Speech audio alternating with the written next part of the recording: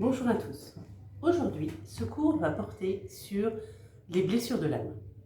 À mon sens, c'est un des plus puissants conditionnements qui nous prédétermine sans que nous ayons toujours la maîtrise de la façon dont il va s'exprimer. Parce que déjà, dans un parcours de vie humaine, expérimenter ce que sont les blessures de l'âme, ce n'est pas la première chose que l'on fait. Et il faut déjà, je dirais, avoir avancé sur une démarche de croissance personnelle ou de développement personnel. Bon, même si ce mot est maintenant un peu galvaudé, mais pourtant ça veut bien dire ce que ça veut dire. Il y a la forme de développement ou de développement interne, si on veut, pour s'expanser depuis l'intérieur de soi et non pas se rétracter à cause de l'environnement extérieur. Alors, je vais vous les identifier, ces blessures de l'âme, en vous parlant notamment du travail de Louise Bourbeau. On ne peut pas passer à côté d'elle en évoquant cette question. Et elle a écrit un bouquin sur le sujet qui s'appelle « Les 5 blessures émotionnelles qui empêchent d'être soi-même ». Et je vais vous expliquer un petit peu quels sont les comportements qui en découlent. Alors, c'est là une partie très intéressante de la formation, car chacun de vous va se retrouver dans quelque chose qui va le déclencher.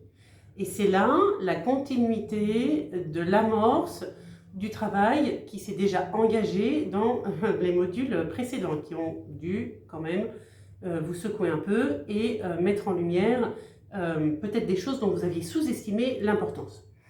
Et ce travail, amorcé dans les modules précédents, continuez là avec le focus sur les blessures de l'âme, vous mènera quand même sur le chemin de la guérison émotionnelle de façon assez complète. Ce qui vous déclenche, sachez que toujours ce qui vous déclenche, c'est le siège du travail que vous avez à entreprendre et non l'occasion de fustiger l'autre ou les circonstances qui vous ont mis dans pareil état. Ce qui vous... Oui, quand je dis déclenche, c'est ce qui vient vous créer une sensation désagréable ou un inconfort, ou une oppression, ou une hyper-réaction. N'oubliez pas que sans votre réaction, personne et circonstances sont sans pouvoir sur vous. Donc, s'il y a quelque chose qui vous déclenche, c'est qu'il y a travail à faire. Et ce n'est pas l'autre qui est responsable. C'est vous qui devez comprendre pourquoi ça vous met dans un tel état. Notez bien la phrase que je viens de vous dire, que sans votre réaction, personne et circonstances sont sans pouvoir sur vous. Parce que c'est un mantra hyper libératoire et la clé d'un choix majeur. C'est-à-dire, où, à qui, à quoi, sur quoi est-ce que je décide de porter mon attention. Ça résulte donc d'un choix. On peut dire oui, mais j'ai toujours été comme ça, Non. En fait, cette notion de choix, elle est vraiment très importante parce que c'est elle qui va vous permettre de vous engager davantage dans le travail et d'accepter, d'endosser une responsabilité consciente, inconsciente, qui s'exprime dans le visible et dans le non-visible par rapport à ce qui crée les drames ou les inconforts ou les situations difficiles ou les perturbations de votre vie. C'est parce que votre attention, vos émotions et votre ego sont challengés ou sollicités que vous savez qu'il faut faire un travail. Alors, c'est toujours mieux que de rester dans le déni, d'accabler les événements, les autres gens, qui eux sont là pour jouer un rôle.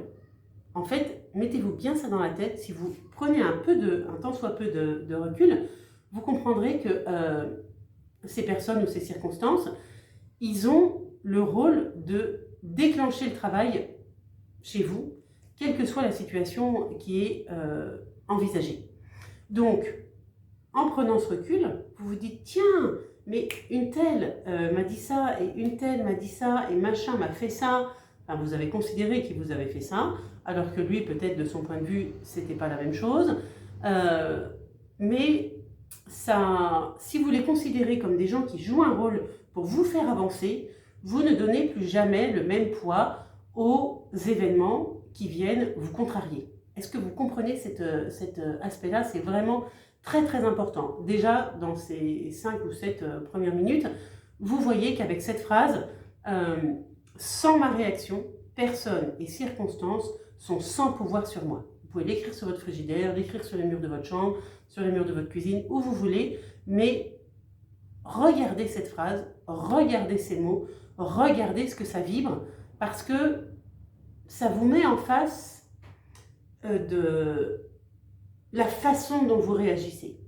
C'est-à-dire que vous choisissez, alors bien sûr vous allez trouver ça dur, peut-être ce que je dis, mais ne vous inquiétez pas, je me l'applique à moi-même, ou je me le suis appliqué par moi-même, dans bien des circonstances, et ça m'a sorti d'ornière ou de tout ce qu'on veut, de comprendre que ce qui prend de l'importance, c'est parce que je mets l'attention dessus. Et vos pensées dans la journée, il y en a environ 80 000, 90% sont les mêmes que la veille. Et ce qui fait qu'un grand nombre sont un peu comme des nuages dans le ciel, c'est-à-dire ça passe, ça passe, ça passe, et puis certaines, elles captent votre attention, vous les nourrissez, vous les faites grandir, vous les faites grossir, vous ajoutez à ça des suppositions, des spéculations, vous le prenez personnellement, etc. Et donc, vous chargez, vous nourrissez une énergie ou un égrégore qui vous est délétère. Mais parce que vous choisissez de porter votre attention sur cette chose, sur cette personne ou sur cette circonstance. Alors, bien sûr, en arrière-plan, il y a cette notion de blessure de l'âme qui fait qu'on réagit avant même d'avoir la conscience de pouvoir faire autrement que de réagir comme ça. Alors, on va avancer un peu sur ce qu'est la notion de blessure de l'âme, mais déjà là, vous avez matière à travailler sur vous pour comprendre comment vous autorisez les déclencheurs à vous porter atteinte ou nuisance ou à être délétères pour vous. Les blessures de l'âme, qu'on appelle aussi, bien sûr, des blessures émotionnelles ou des blessures intérieures, peuvent résulter d'expériences traumatisantes qui vous sont arrivées et ou de douleurs émotionnelles profondes qui influencent complètement votre comportement, vos relations, vos pensées. Donc, elles peuvent avoir des racines profondes, conditionner toute votre vie de diverses manières et de façon durable. C'est bien ça le problème qui crée un conditionnement. Et elles peuvent se manifester tout au long de la vie, tant que le travail de reconnaissance, de faire face et d'affranchissement, au sens de l'esclavage, j'adore ce mot-là, au sens de la Rome antique, c'est-à-dire que les gens qui étaient asservis à l'esclavage, pour s'en sortir, il y a ce mot d'affranchissement. Et c'est souvent comme ça que je l'utilise. C'est la notion de sortir de la servitude d'une émotion, de quelqu'un, d'une emprise, etc. Et de se libérer de cela par le processus de l'affranchissement. Donc vous m'entendrez l'utiliser, voyez-le vraiment comme un mot qui est un pont entre un état d'asservissement et un état de libération. Reconnaître et comprendre les blessures de l'âme, c'est quand même déjà accepter de faire un énorme pas vers vos intérieurs, vers vos profondeurs, et de ne plus être dans le déni ou de se cacher ou de reporter toujours la faute sur ce que font les autres. Alors en premier, on a le rejet, qui est la peur, la blessure de rejet, la peur de ne pas être accepté ou d'être rejeté par les autres. Cette blessure peut provoquer un sentiment profond d'inadéquation et de faible estime de soi. Elle est souvent vécue dès la petite enfance et souvent avec le parent du même sexe. Cette blessure, elle se forme lorsque vous vous sentez non désiré, non aimé ou exclu de la famille, du cercle, d'un clan, d'un groupe, etc. Elle peut mener à des sentiments de non-valorisation de soi et, fondamentalement, une peur très profonde d'être rejeté. Alors, elle peut paraître irrationnelle, cette peur, mais quand la blessure de l'âme est vraiment là, il faut savoir que c'est quelque chose que vous craignez, le rejet, et pourtant, c'est ça qui est paradoxal, tant que la blessure n'est pas guérie, ou n'est pas transcendée, ou n'est pas soignée, vous adopterez des comportements qui feront que vous irez vers un rejet. Parce que la vibration, c'est très important là ce que je vous dis, la vibration de chacune des blessures que je vais vous énumérer, vous la portez. Et comme l'univers ou la vie répond aux lois de la physique quantique, et ça n'a plus rien à voir avec seulement ce que hélas, tout un tas d'éthiques ou de morale ont sclérosé dans de la dualité, etc., etc. La notion de vibration fait que quand vous portez une de ces blessures, vous la vibrez. Si vous la vibrez, vous rentrez en syntonie ou en résonance avec des événements qui vont répondre à cette vibration. Donc, de façon inconsciente, parfois de façon consciente aussi, parce que bon, l'ego est très très fort, vous allez attirer des situations qui vont vous faire vivre de façon répétée la blessure, tant qu'elle n'est pas guérie. Et ça, c'est valable pour toutes les blessures. Après, on a la blessure d'abandon. La peur d'être abandonné ou laissé seul. Elle peut entraîner un comportement dépendant, notez bien ça, ou une peur excessive de la solitude, qui fait qu'après, on se jette dans les bras de n'importe qui du moment qu'on ne soit pas seul. Cette blessure se manifeste souvent lorsque vous vivez un manque de soutien ou d'affection, ou si vous vous sentez laissé de côté ou négligé. Et je dis bien si vous vous sentez, parce que comme je l'ai dit dans le cours précédent, la notion de ressenti est très importante.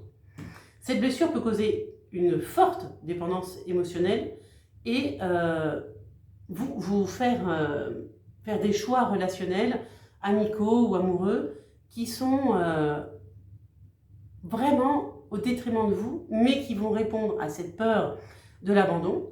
Et comme la peur, elle est extrêmement forte en vous, eh bien, vous n'allez être soulagé que quand la peur va trouver un écho, trouver une raison, et que vous serez alors abandonné. Donc ça vous fait rentrer dans des schémas de relations hyper toxiques, tant que vous n'avez pas réussi à la transcender. Après, on a la blessure de l'humiliation, la peur d'être critiqué, jugé ou ridiculisé par les autres, qui peut causer une forte sensibilité et une dépendance à l'opinion, au regard des autres, et un besoin de protection excessive de soi-même. Cette blessure peut mener à ressentir une faible estime de vous et à des comportements d'auto-sabotage. Ça, c'est hyper caractéristique lorsque vous vous sentez rabaissé, honteux ou même indigne. Une autre blessure, et pas des moindres, la trahison. La peur de perdre la confiance en quelqu'un, en raison de promesses non tenues ou de mensonges, amène à se sentir évidemment trahi, et cette blessure peut entraîner des problèmes avec un impérieux désir de tout contrôler, surtout ce que les autres font, bien évidemment, une méfiance et des difficultés à faire confiance aux autres. Alors, c'est les petits aléas du direct, là, voilà, j'ai un petit clignotant qui se met en route. Voilà. Ensuite, il y a la blessure d'injustice. Se sentir traité de manière injuste ou inéquitable, le sentiment d'être incompris, qui peut provoquer vraiment cette notion d'amertume, de révolte, un besoin de pousser de perfectionnisme. Et cette blessure amène beaucoup de colère, de frustration et un besoin constant de contrôler, d'avoir tous les tenants et les aboutissants de A à Z pour être sûr que rien n'échappe. Alors, ces 5 blessures-là sont les 5 blessures principales. Donc, je vous répète, le rejet, l'abandon, l'humiliation, la trahison et l'injustice. Elles ont chacune leurs caractéristiques, et là, je suis sûre que vous avez reconnu, au travers de chacune, des choses qui vous touchent plus particulièrement. Et ça ne sert à rien d'être dans le déni, de dire non, non, mais moi... Acceptez, vous êtes là tout seul devant votre cours, devant cette masterclass, cette formation, cet accompagnement que vous vous êtes offert, parce que vous sentez bien qu'il y a quelque chose qui n'arrive pas à décoller, que vous êtes coincé dans des schémas répétitifs ou dans une ornière de vie dont vous voyez le creux se faire, le mur monter et le ciel s'éloigner de plus en plus. Donc, libérez-vous du déni, du regard des autres personnes vous regardent. Faites le travail, reconnaissez-vous dans la blessure ou les blessures qui sont les vôtres, investissez-les, notez encore une fois, je le dis tout le temps, notez ce qui vous vient, notez les phrases, notez les mots, notez les souvenirs, tout d'un coup, tac, le flash, oh, oui, là, l'injustice, vous vous rendez compte, dans mon enfance, il s'est passé ça, j'avais dit quelque chose qui était juste, et j'ai été... quelqu'un d'autre a démenti et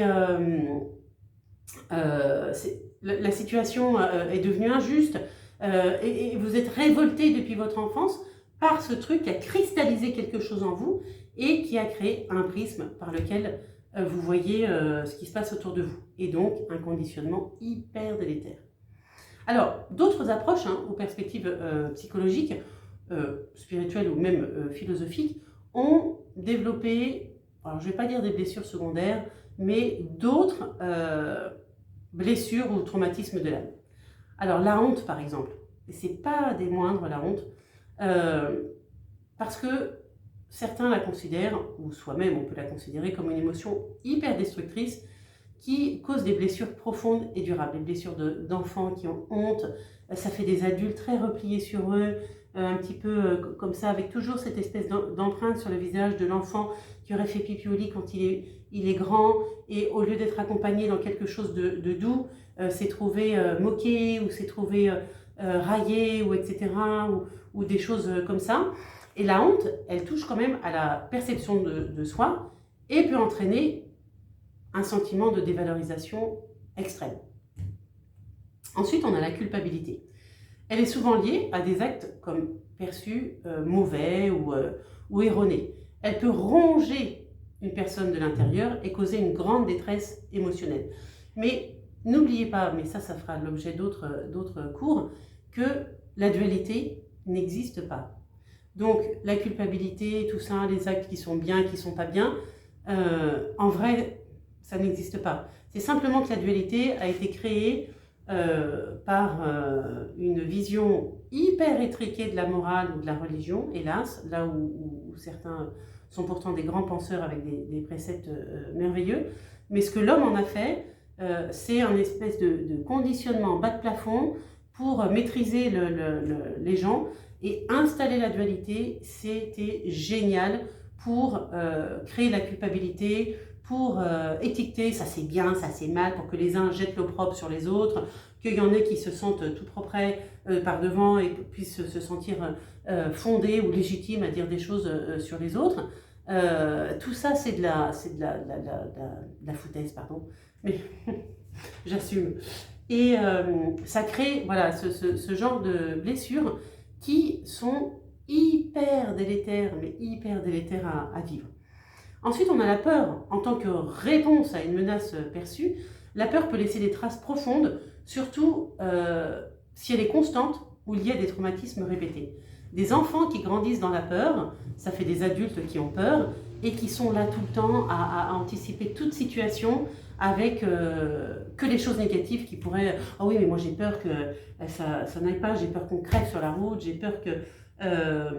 on a un accident de voiture, oh là là, tu me préviens quand tu rentres parce que j'ai peur que tu te fasses agresser, la peur, j'ai peur. Donc ça conditionne des échecs, ça prédétermine, ou c'est comme des prophéties autoréalisatrices, la peur, ça attire la vibration en écho de l'objet de la peur. Donc ça entretient une menace constante, quand bien même elle n'existerait pas de façon tangible, mais la personne l'entretient tout le temps. Ensuite, on a la solitude. Alors bien sûr, il y a une solitude hyper agréable. Moi, je suis quelqu'un qui aime, qui a un côté un peu sauvage, qui aime être seul, qui vit très bien la solitude, parce qu'elle a un côté régénérateur, elle a un côté inspirant, elle a un côté je me recharge, je crée, je me recueille, je peux soigner, je peux à distance ou des choses comme ça. La solitude est pour moi un vecteur fantastique d'expression, de libération, de choses qui après vont être mises à la portée des autres ou partagées, comme par exemple dans ces cours. Mais la solitude, le revers de la médaille, le sentiment profond de solitude ou d'isolement peut aussi être une blessure de l'âme affectant le bien-être et la santé mentale d'une personne, parce que ça va stériliser ses autours, ça va stériliser son intérieur et engendrer un repli, disons, toxique, c'est-à-dire un repli stérile. Et les gens ensuite peuvent plonger dans dans la dépression, et après aller beaucoup plus loin, parce qu'ils se sentent seuls, quand bien même ils peuvent avoir un entourage, mais la perception du sentiment de solitude ou d'isolement, quand bien même ce ne sont pas des gens qui vivent seuls, c'est quelque chose de très difficile à extraire de quelqu'un, de lui faire comprendre que les interactions avec les autres peuvent le remplir, peuvent le nourrir, peuvent le sortir de cette prison qu'il a formée à l'intérieur de lui-même, en réponse nécessairement à un stimuli ou quelque chose. Et un jour, cette solitude a été une protection, et puis après, c'est devenu un renfermement toxique. On a aussi l'angoisse existentielle, cette forme qui peut aussi être une suite de la solitude. L'angoisse existentielle, qui est une forme de souffrance liée aux questions profondes sur le sens de la vie, de la mort, qu'est-ce que je fais là, les refus d'incarnation, la place dans l'univers, et peut causer une détresse significative si la personne n'arrive pas à rentrer en congruence entre son expérience physique dans la matière et le sens de pourquoi elle est là. Ça, c'est important. Le manque de reconnaissance, se sentir invisible ou non reconnu pour ce que l'on est, ce que l'on fait, peut aussi causer une blessure intérieure qui va affecter l'estime de soi et la motivation à faire les choses. Donc, elle peut aussi ensuite amener à une forme de solitude dans le fait de ne pas se sentir reconnu. Après, il y a le regret. Les regrets profonds concernant des choix de vie passée qui peuvent devenir aussi, toujours dans le référentiel des blessures de l'âme, et entraîner une douleur émotionnelle persistante. Parce que ces regrets vont être là comme un ronron qui va être comme un parasitage sur la fréquence de la vie, et la personne va vivre toute sa vie à la lumière ou à l'aune des regrets, des choses qu'elle n'aura pas osé faire ou pas faites ou pas pu faire, parce qu'on lui aura interdit de les faire et qu'elle n'aura pas su s'affranchir de cette interdiction et se réaliser. Alors les regrets vont la ronger. Et puis il y en a une qui est sournoise, je dirais, l'envie et la jalousie. Parce que on pourrait dire, bon, c'est humain, etc. Mais c'est pareil, ça ronge. Ces émotions, lorsqu'elles deviennent persistantes, elles affectent négativement, bien sûr, les relations que vous entretenez avec les gens et la perception de soi. Parce que si vous êtes dans l'envie et la jalousie, ça veut dire que vous vous sentez incomplet, ou vous vous sentez déficient, ou vous vous sentez diminué par rapport aux autres ou à quelqu'un d'autre, ou par rapport au regard des autres. Donc c'est aussi quelque chose qui ronge. Alors évidemment, chaque individu peut ressentir et traiter à l'intérieur de lui ces blessures de façon unique.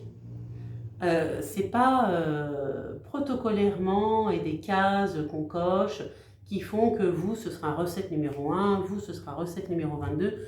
Non, c'est vraiment, comme je l'ai déjà dit dans le cours précédent, une question de ressenti par rapport à une forme de prédétermination comportementale induite par la présence de cette blessure de l'âme, générée par l'exposition ou le fait d'avoir vécu des traumatismes de façon aiguë, chronique, répétée ou héritée de l'enfance.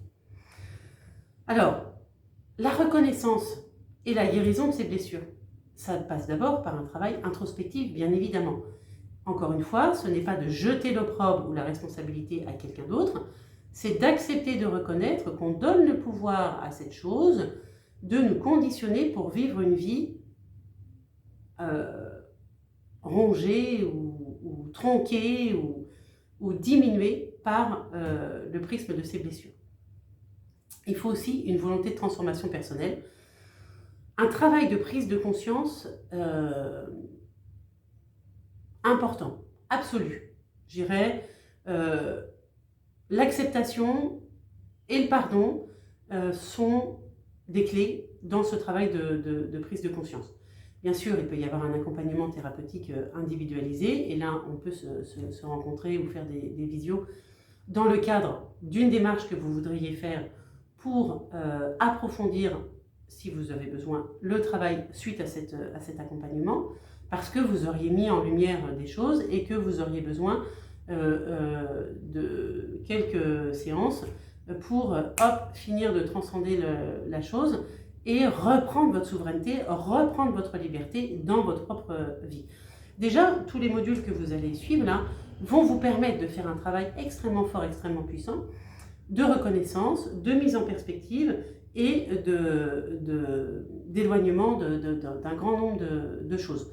Mais pour certains cas, moi mon travail à titre individuel, quand je fais des séances, c'est de redonner l'autonomie aux gens. C'est pas de prendre les gens en otage d'une thérapie qui va durer je ne sais combien de temps. C'est tac, tac, tac, tac, tac, tac, tac, tac, tac, élever la personne, changer le niveau de fréquence de la personne, qu'elle ne puisse plus raisonner avec des choses qui l'accablent, et lui rendre de l'autonomie pour redevenir, comme je disais tout à l'heure, souverain dans son propre royaume. Donc se libérer de leur emprise, de ces blessures, c'est vraiment hyper important pour changer de niveau de vie, changer de palier de vie et faire de ces expériences passées le tremplin vers quelque chose qui ne ressemblera plus à ce qui a été l'avant. Alors, ces blessures de l'âme peuvent vous influencer de diverses façons. Je vais vous parler de ces façons, parce que si vous vous reconnaissez dedans, déjà vous pouvez avoir écrit les blessures qui résonnent pour vous, les blessures principales et les blessures secondaires, et puis là les comportements et les réactions, c'est pareil, vous pouvez les noter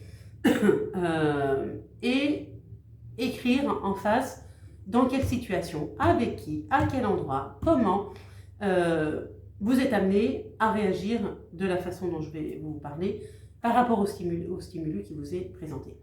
Alors, vous pouvez avoir des réponses émotionnelles intenses, exacerbées, démultipliées, disproportionnées face à certaines situations, comme une grande colère, une tristesse profonde ou une anxiété démultipliée, alors qu'en soi, la situation ou la circonstance ne le demanderait pas. Mais c'est la présence de la blessure qui fait que ça rend disproportionnée la réaction. Ensuite, vous pouvez avoir des mécanismes de défense.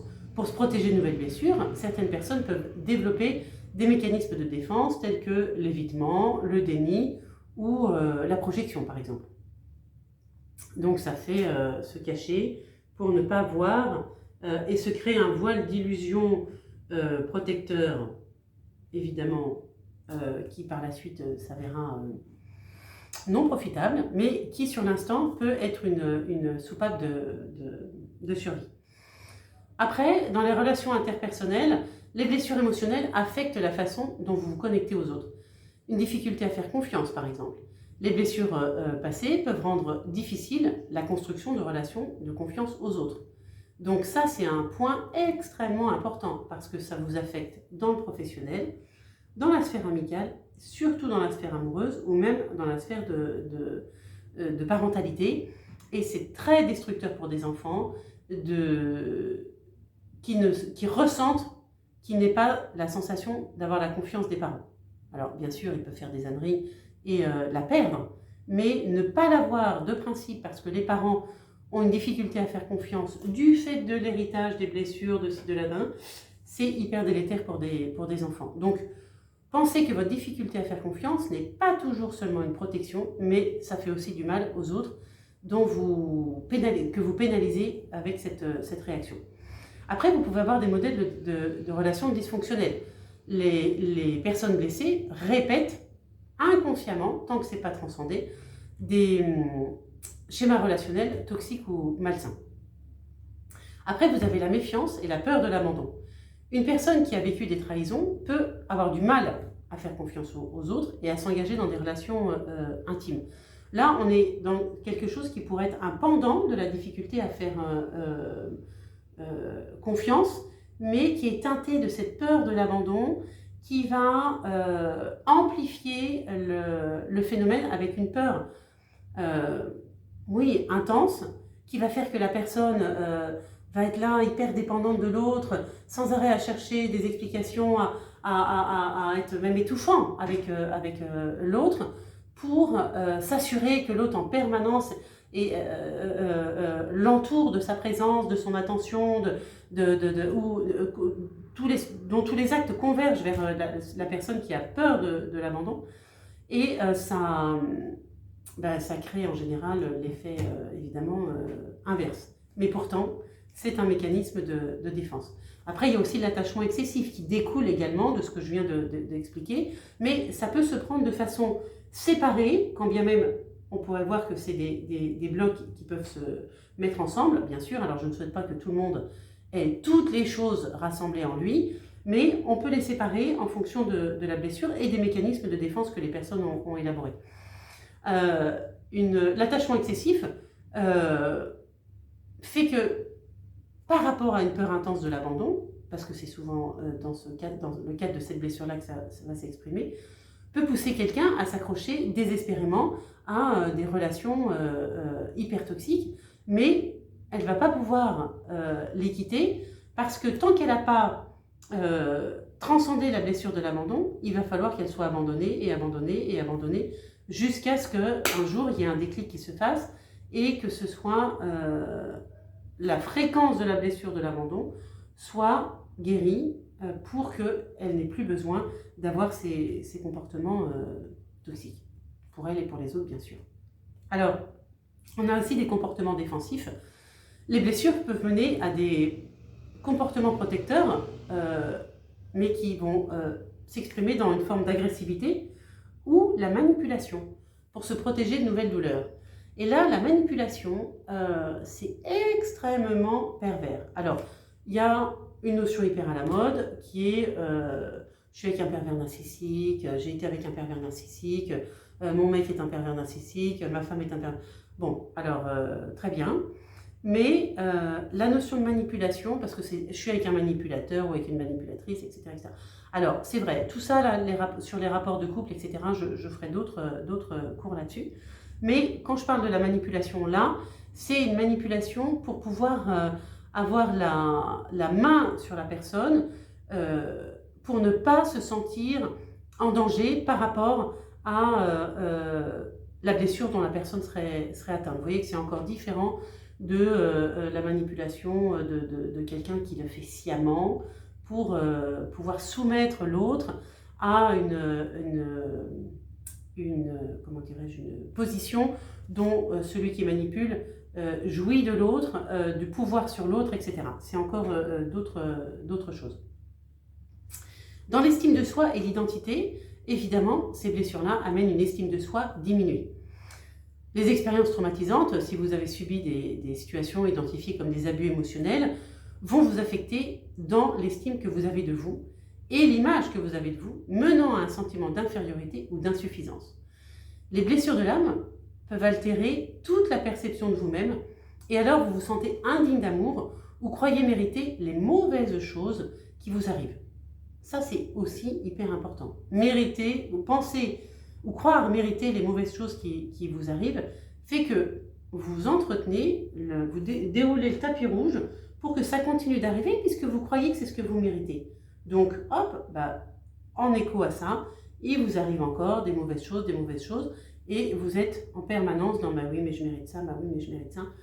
Parce que vous vous sentez indigne d'amour, eh bien, il vous arrive tout le temps des situations dans lesquelles vous rejouez cette situation d'indignité à recevoir, ou de ne pas mériter, ni de légitimité à recevoir de l'amour. Donc, tout ça, ça influence vos choix, vos comportements, en limitant vos ambitions et en acceptant des situations défavorables. C'est incroyable quand même de se dire qu'on peut accepter des situations qui nous portent préjudice, mais parce que par rapport à l'estime de soi, on n'a pas la capacité de s'élever au niveau de se sentir digne de mieux ou du meilleur. Ensuite, on peut avoir une identité fragmentée. C'est-à-dire que les blessures profondes peuvent fragmenter l'identité d'une personne en créant des conflits internes sur qui elle est, sur ce qu'elle veut, ce qui fait que la personne est dans une cogitation mentale permanente, déconnectée complètement de son corps, de son cœur, de son âme, et ça fait qu'au lieu de vivre dans les événements, il y a toujours une notion d'être en décalage et de réfléchir les événements parce que le fait d'être complètement dans cette fragmentation empêche de vivre les choses de façon congruente. Donc, c'est une source de tracas, d'angoisse permanente. Ça peut amener à l'angoisse existentielle dont on a parlé déjà tout à l'heure. Puis ensuite amener à la solitude, parce qu'on voit bien le décalage avec les autres, et le refermement, l'évitement, le repli, et puis ensuite nourrir le rejet et l'abandon de façon abondante, sans jeu de mots. Par rapport à la santé physique et mentale, qui est le quatrième point d'influence de ces blessures, donc on l'a vu sur les comportements et les réactions, avec les réactions émotionnelles intenses et les mécanismes de défense et les réponses au stress. Dans les relations interpersonnelles, la difficulté à faire confiance, les modèles de relations dysfonctionnelles, la méfiance et la peur de l'abandon, l'attachement excessif, les comportements défensifs. Là, on vient de voir comment ça influe l'estime de soi et l'identité. Et maintenant, sur la santé mentale et physique. Les blessures de l'âme peuvent amener à avoir des troubles mentaux. Parce que quand elles sont non résolues, elles emmènent sur les chemins de la dépression, de l'anxiété ou les manifestations du syndrome de stress post-traumatique. Alors, la dépression, c'est un sentiment persistant de tristesse et de désespoir qui découle de blessures non guéries et parfois que les gens ont du mal à identifier. Donc, ils sont dans un mal-être permanent qui paraît inexplicable parce qu'ils peuvent avoir une belle vie, une super compagne ou un compagnon ou un mari ou une épouse, des enfants, un travail qui va bien, mais ils sont torturés de l'intérieur par cette blessure qu'ils n'ont pas identifiée parce qu'ils n'ont pas pu faire le travail introspectif que je vous emmène là à faire pour que vous ne soyez plus prédéterminés et conditionnés par ces prismes qui sont assez terribles pour certains. Eh bien, tant que ça, on n'a pas remonté à la surface le fait de déterrer ces blessures de l'âme, eh bien ce mal-être peut perdurer. Alors bien sûr, on va l'endormir avec des antidépresseurs, oui, la belle affaire, mais soit vous ne pouvez jamais les arrêter, soit, si vous les arrêtez, vous tombez dans une anxiété qui est le point suivant, avec une anxiété chronique, et ça vous rend dépendant de ces médicaments parce que vous n'avez pas réussi ou vous n'aviez pas réussi à comprendre que ça venait d'ici. Alors, je reviens sur l'anxiété. Les expériences traumatisantes peuvent aussi entraîner une anxiété chronique. Et l'anxiété chronique, elle peut enclencher des attaques de panique ou cette question de stress post-traumatique ou une réaction exagérée de stress par rapport à un incident de la vie, je ne sais pas moi, une coupure d'électricité, où tout d'un coup ça va devenir un cataclysme, où il va falloir appeler le GIGN parce que cet incident va déclencher une réponse exacerbée, disproportionnée par rapport à la peur de la personne que l'appartement prenne feu, parce que enfant, peut-être elle aurait eu une confrontation à un pareil événement et n'aurait pas été soignée de ça. Et le stress post-traumatique s'exprimerait de cette façon-là. Ou alors, c'est pas forcément parce qu'elle a été confrontée, ou il ou elle, quand je dis elle, c'est la personne bien sûr, à ce type d'événement, mais quelque chose qui peut paraître anodin comme ça, ou une fuite d'eau, ou un dégât des eaux. Je prends volontairement des exemples de la vie quotidienne pour vous dire que c'est pas simplement parce qu'il y a un attentat ou je ne sais quoi qu'on va déclencher ensuite une anxiété chronique, parce qu'on n'était pas loin, parce qu'on était dedans. Oui. Non, ça peut être des situations de la vie quotidienne extrêmement, ou qui peuvent paraître extrêmement anodines, mais qui peuvent vous faire complètement sortir de vos gonds si vous n'avez pas traité la blessure de fond. Ensuite, il peut y avoir des addictions.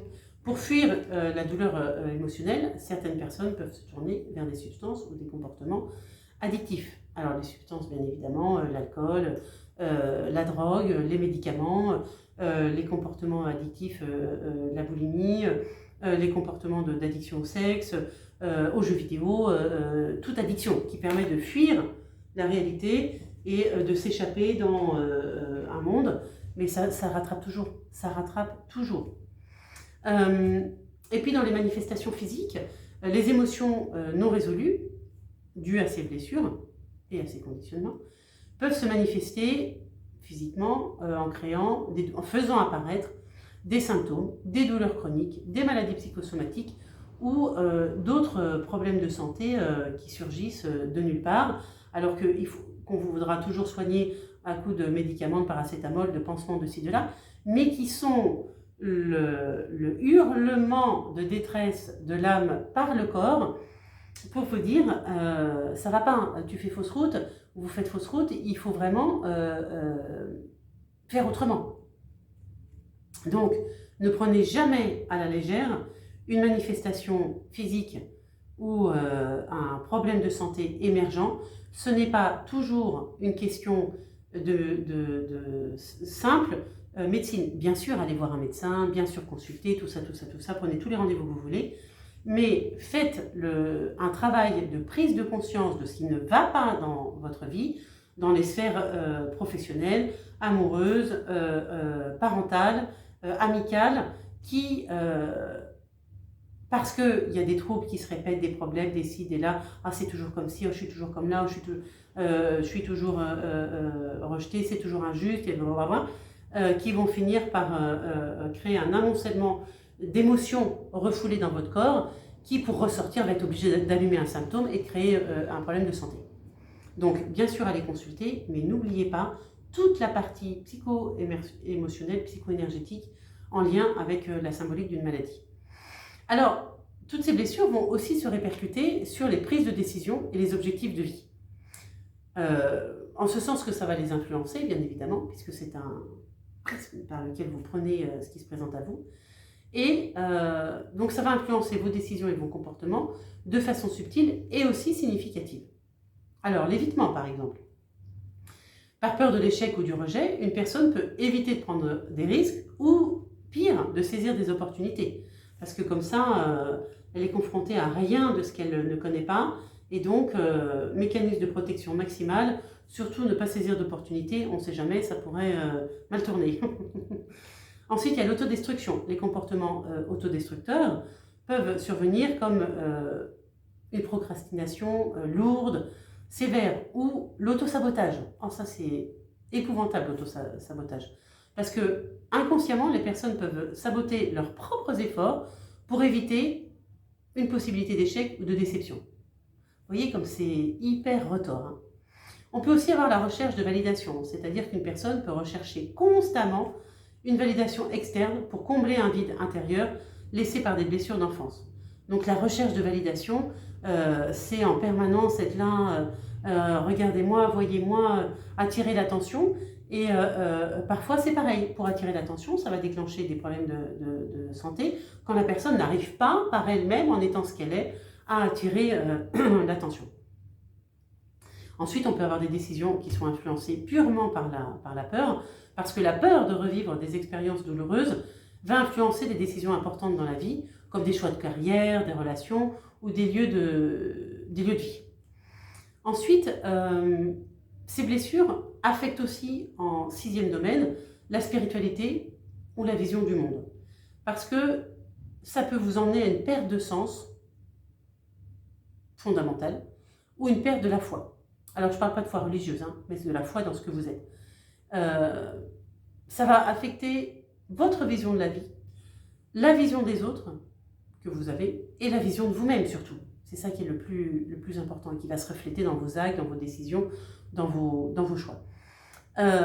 Bien sûr, les blessures de l'âme vont entraver votre épanouissement personnel et votre développement personnel. Encore une fois, non pas la notion galvaudée maintenant, mais la notion d'expansion de soi, de dilatation de soi dans l'expression d'un potentiel qui ne peut pas s'exprimer parce qu'il est bridé par ses conditionnements. Donc, s'empêcher, à cause de ces conditionnements, de vivre son plein potentiel, c'est une douleur quotidienne. Et puis, bon, certaines personnes vont quand même avoir envie d'une recherche de sens, je dirais. et vont essayer de guérir leurs blessures à travers quand ils auront eu cette démarche de les reconnaître, des chemins spirituels ou philosophiques. Mais si la compréhension ne descend pas de la tête dans le corps, la démarche de guérison qui pourrait être entreprise en toute bonne foi pourrait sembler être un échec, parce que si ça ne descend pas du mental à vibrer dans le corps, eh bien, ça ne peut pas marcher. C'est-à-dire qu'il faut ressentir profondément en soi, dans ses vibrations, la traversée que c'est de guérir une blessure. C'est pas juste, oui, alors je comprends que parce que ma mère m'a rejeté ou m'a abandonné quand j'étais enfant, ou ne s'est pas occupé de moi, ou m'a confié à mon grand-père ou à ma grand-mère, ce qui est épouvantable. Je ne critique aucunement ça.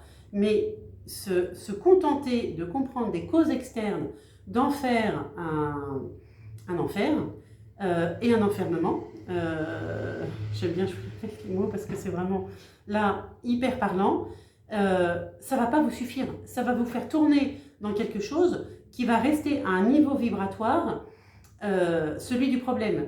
Et je vais clôturer ce cours-là en disant cette phrase que j'adore d'Einstein, c'est que vous ne pouvez pas trouver de solution au niveau de la fréquence à laquelle le problème s'est créé.